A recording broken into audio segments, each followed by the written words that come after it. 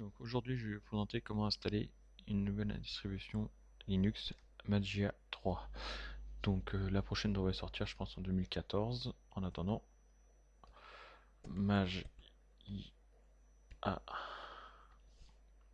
3.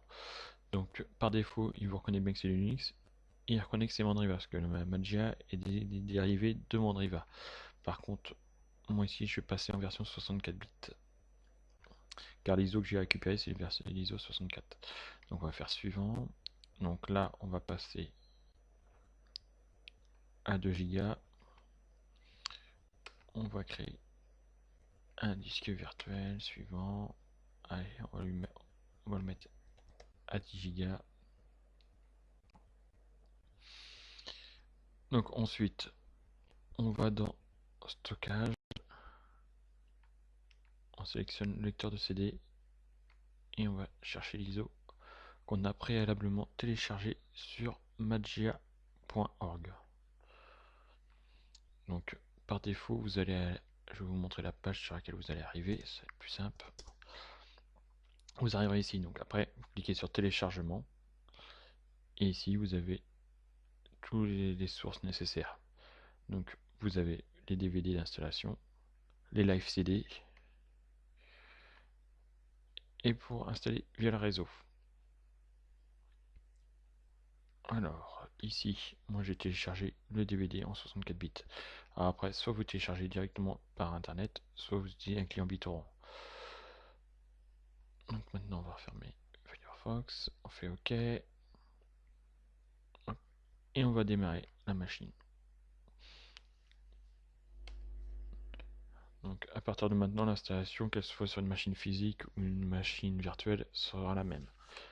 Donc on fait install Magia 3.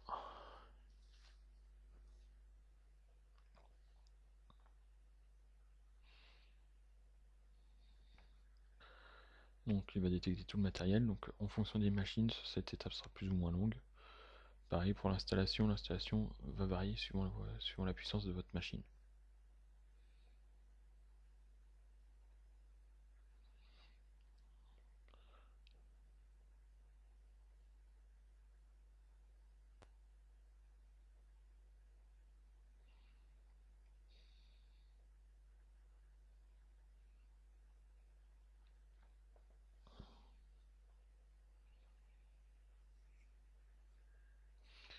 Donc, voilà, donc par défaut il nous met en anglais, donc moi je vais le repasser en français.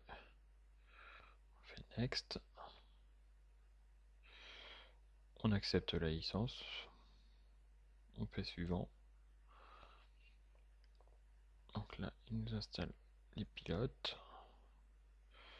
Le clavier en français suivant. Donc ici, on a un contenu, il nous montre que le disque pour nous il est vide, parce que sur une machine nous n'avons rien d'autre. Si vous aviez eu d'autres systèmes d'installer, vous auriez trouvé des carrés rouges, verts, bleus, suivant ce qui est installé. Donc là, pour nous c'est ce qu'il y a de plus simple, donc on va faire utiliser l'espace disponible. Comme ça il va nous prendre tout le disque, il va faire le partitionnement en automatique.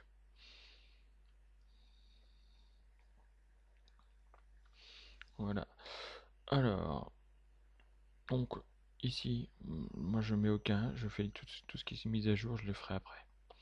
Donc on va faire l'installation basique, on fait suivant. Alors, hop.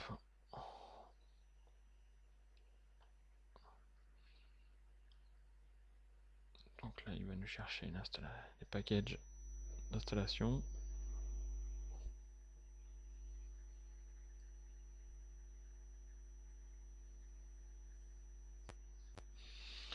Donc ici vous choisissez votre environnement de bureau. Moi je vais rester sur KDE, faire suivant.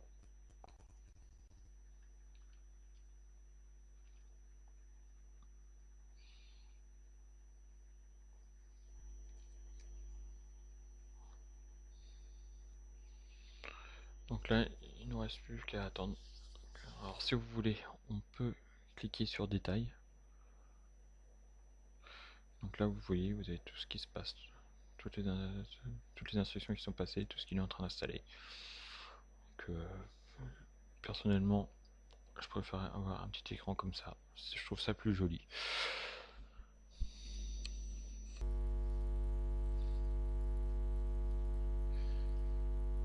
Donc une fois toute l'installation finie, il suffit encore attendre un tout petit peu.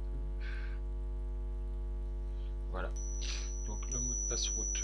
Donc on va marquer 1, 2, 3, 4, 5, 6. Donc là je vous conseille fortement d'en mettre un peu plus poussé. Moi là c'est juste pour l'exemple, je vais en mettre un simple. Donc l'icône, vous pouvez la changer. Vous pouvez faire une autre couleur. Donc ici nous allons mettre un nom d'utilisateur et le prénom Titi. Par défaut, il vous propose de prendre le nom et prénom collés. Donc, vous le laissez, vous en mettez un autre, vous avez le choix. Donc après en mot de passe, ici, donc, je vais marquer, je vais reprendre Titi, Titi, et on va faire suivant.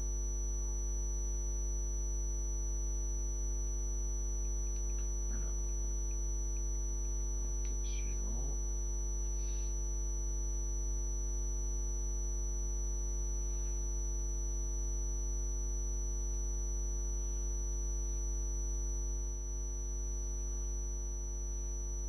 Donc là, il va préparer l'amorçage.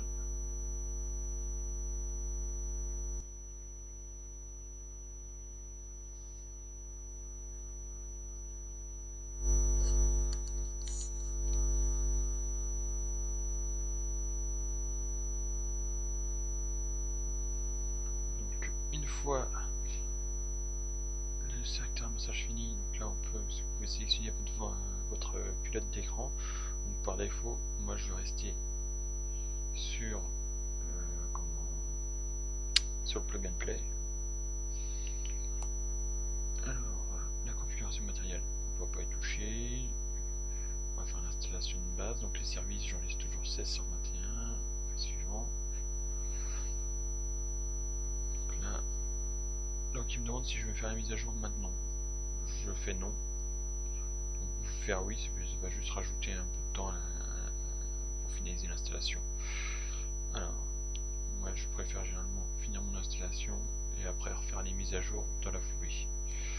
Voilà, une fois que c'est fait, je fais redémarrage. Donc là vous allez voir par défaut, sous la VM, l'ISO va être retiré, ce qui fait que ça va vous aller directement booter sur l'installation de Magia.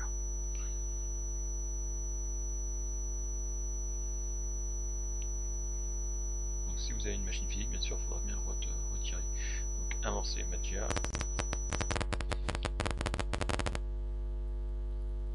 Voilà, c'est le premier démarrage.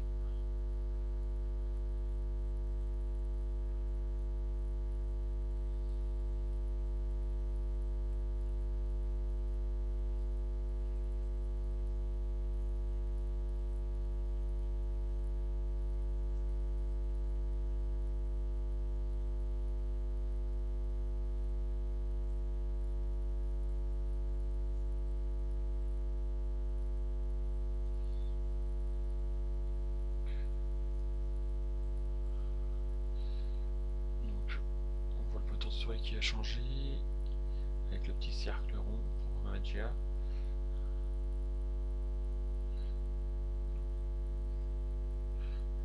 Voilà, nous avons l'utilisateur Toto Titi. Donc vous voyez ici vous avez le nom, le prénom du utilisateur et le nom d'utilisateur pour la session. Donc c'est là où vous pouvez changer. Si j'avais pas mis accepté Toto Titi tel qu'il me l'a proposé, ça m'aurait affiché. Si j'avais mis que Toto, il m'aurait affiché Toto en dessous. Donc le mot de passe Toto Titi et je fais connexion.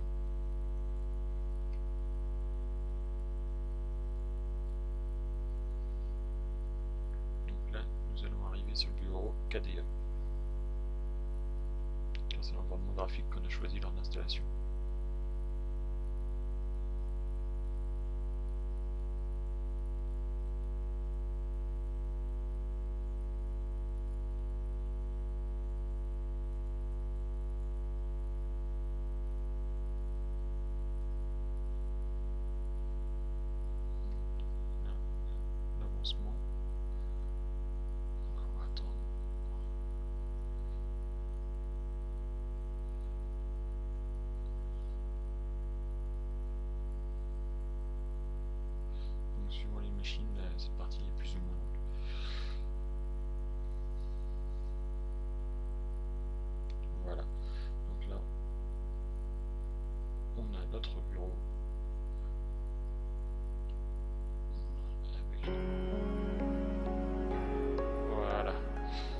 là maintenant l'installation de Magia est pleinement opérationnelle, vous pouvez l'utiliser.